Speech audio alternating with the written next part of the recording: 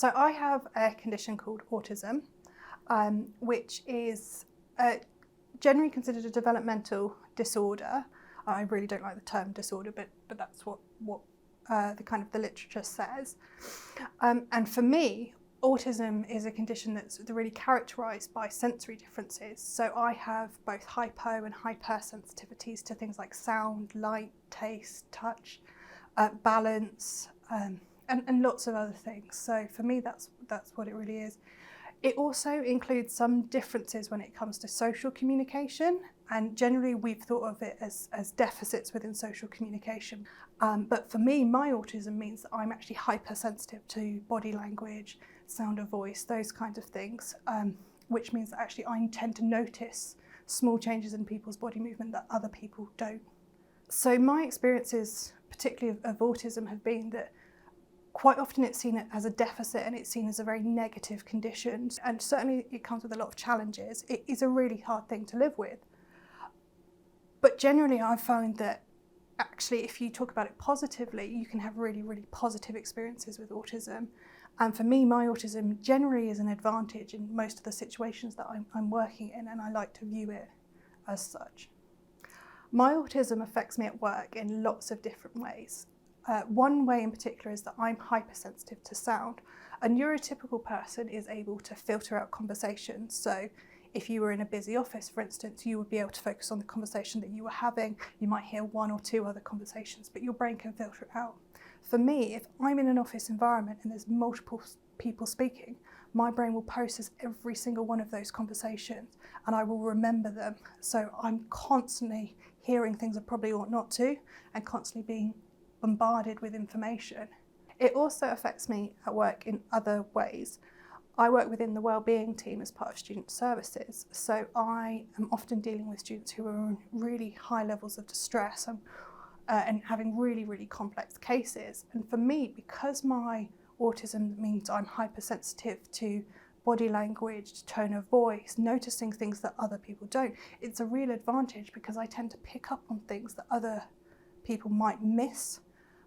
Particularly when we have students who maybe come from different cultures or explaining things in a different way, and I'm able to understand in ways that other people just aren't able to. The other way it affects me at work is I tend to be very detail focused, so I'm able to find patterns in large data sets and then able to come up with solutions quite quickly. And again, these are patterns that other people just don't notice, but for me, because of my autism, they come naturally.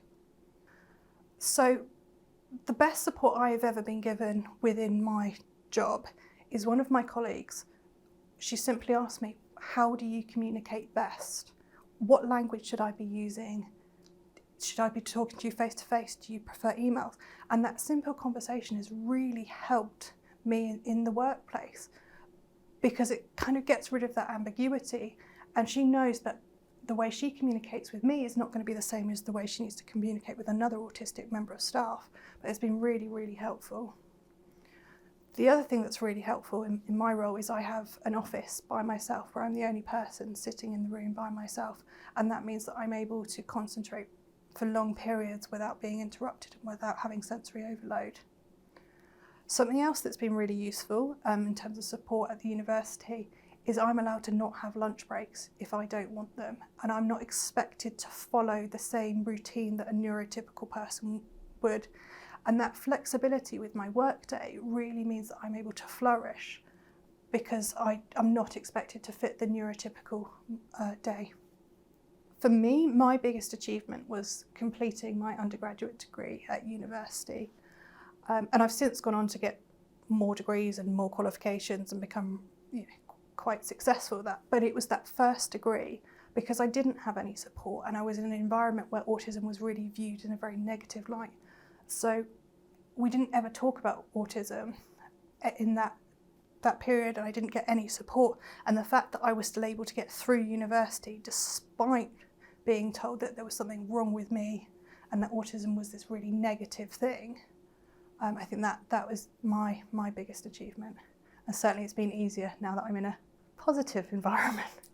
My tips for if you are supporting an autistic member of staff or you're an autistic member of staff yourself I really recommend connecting with other autistic members of staff to give you advice on how the systems work, what you can do, what you can access.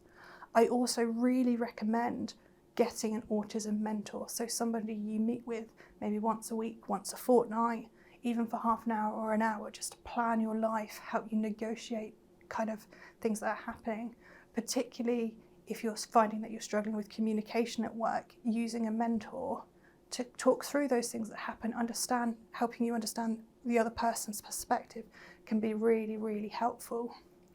So my next tip, and this is something that I found really, really useful, is creating a sensory profile. So going through every single one of your sensory needs, starting with maybe sound, light, taste, any of those, and having a real think about how those differ from a neurotypical person. So it might be that you identify that you're sensitive to light, in which case you write that down, and then you can share it with everybody who needs to, that maybe you need to have lights dimmed, or maybe you have a sensory need around noise.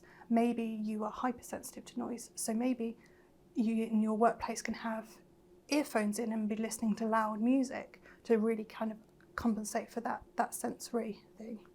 This is particularly useful for people who have a limited understanding of autism, because I think in general culture we view autism as a condition where we tend to be really hypersensitive to things, when actually we know that in lots of cases we are hyposensitive, so we're undersensitive to things. So writing down your sensory profile really makes it unique to you and helps other people understand your individual needs.